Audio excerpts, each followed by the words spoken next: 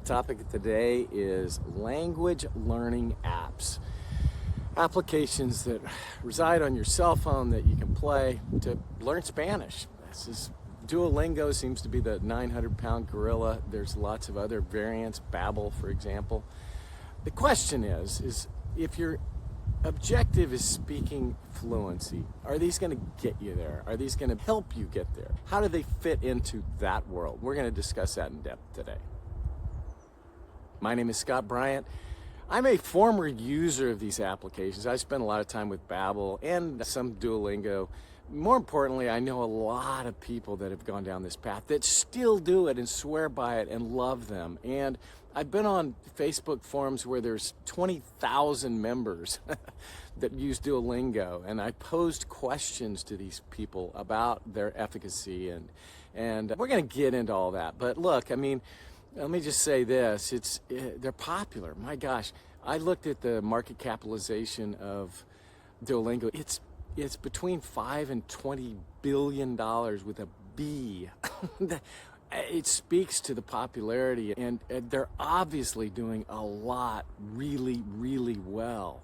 And so, look, when we talk about lo bueno, lo malo y lo feo, hay mucho más bueno de todo. It's a whole lot of good, right? Like everything, these things have their strengths and weaknesses and can't solve all the world's problems. And we'll discuss that in depth here in just a minute. So let's start with lo bueno. What's so great about them? Look, I have to think that in the grand scheme of things, what they really did was take this big thing called learning Spanish and put it on your cell phone. That's portability.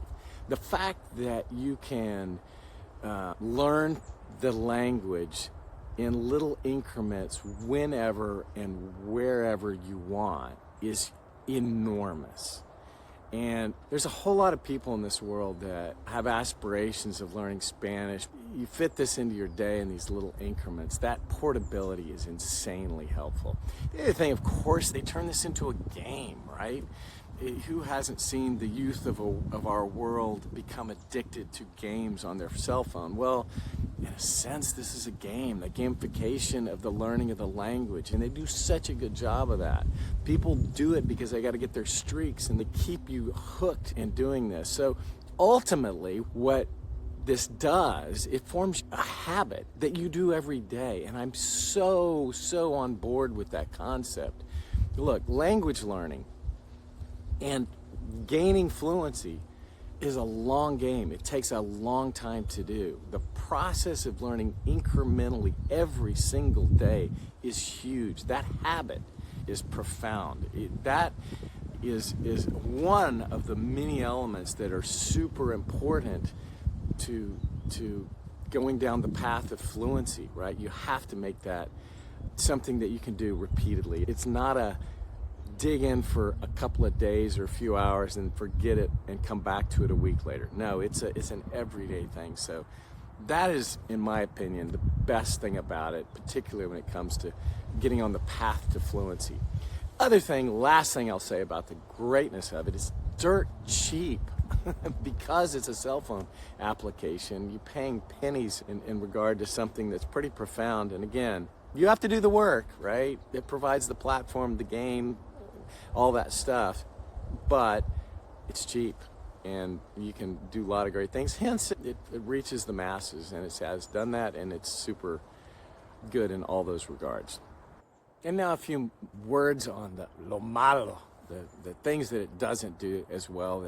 This is, again, feedback I hear from a lot of people. One is that some people explain, well, yeah, here's this little puzzle, or this activity that is part of it, that it asks you the question, it tells you the answer, it doesn't provide a lot in terms of explanation or why that takes place or why I did it this way. So it's weak on explanations. Okay, well, guess what? It can't do everything for you. That's why you have YouTube. There's other lessons. There's a lot of ways you can go off and find explanations. I say, okay, all right, that's fine. I accept that as a shortcoming, but not one that I would expect them to really address. Then the other thing is, I think really they claim to have a lot of personalization to make this really unique to you and what you care about, it's a broadcast mechanism, right? It is an application that's broadcasting to the masses. And so by definition, it's really limited. Yes, you can focus on a topic around going to the grocery store, and there's some good. That's an element of personalization. I'm not doubting that. But quickly, they're going to start talking about things in the grocery store that you as an individual may not care at all about.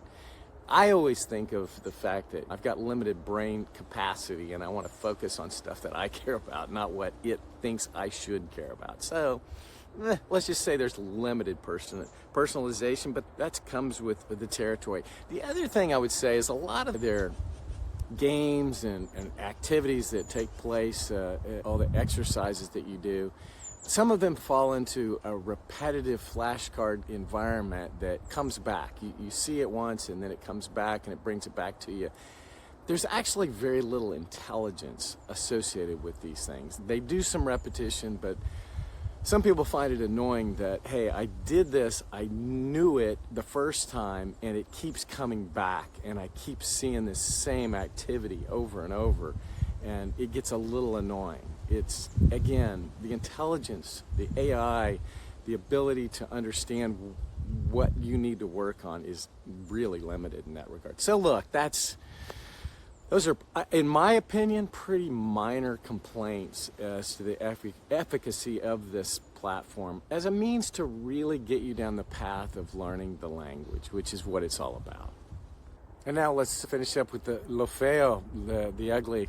It's not ugly. Look, it's just a limitation, right? Which is, if you watch any of my videos, I'm all about speaking fluency, around gaining the ability to speak to others, have meaningful dialogue, deep dialogue, taking everything you've learned around the language and putting it into practice in the form of speaking.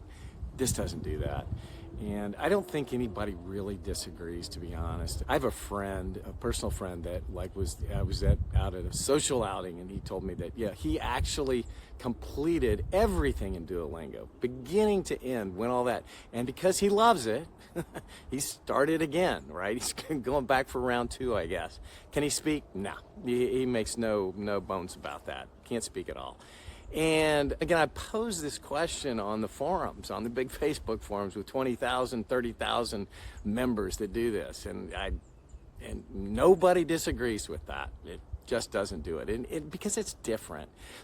And here's the thing, I'll say this, and I've said it previously, it can't. Learning the language is so different than the skill of speaking the language. The vehicle that these things offer is super important as a prerequisite to speaking. You cannot speak the language if you don't understand the language and have the knowledge of Spanish, the grammar, the structure, a little bit of vocabulary, all that stuff. That has to happen to get started on the path to speaking.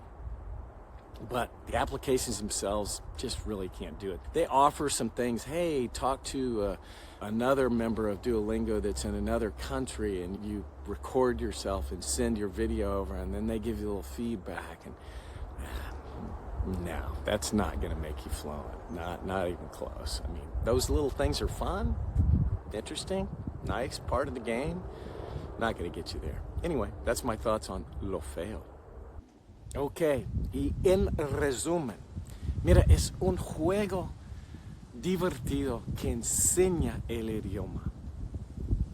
It's a super fun application that teaches you the language. It's awesome. Big fan. Rock on if you're doing this, 100%. But don't go about it with the illusion that it's going to teach you how to speak, right? And the big problem I have with a lot of people that were on that forum, they answered my question. I always hear the same answer. No, the way that you learn how to speak, you got to talk to other people. You got to have conversations with people. My belief, I think there's a form of practice before you get to doing that stuff. So that's my thoughts. Hopefully you found this helpful. If nothing else, you maybe have a better understanding and expectations of what you can get from this, and that I've added a little value to your day-to-day. Thank you. And don't forget our website, dedicated to all things speaking Spanish, calistanmethod.com.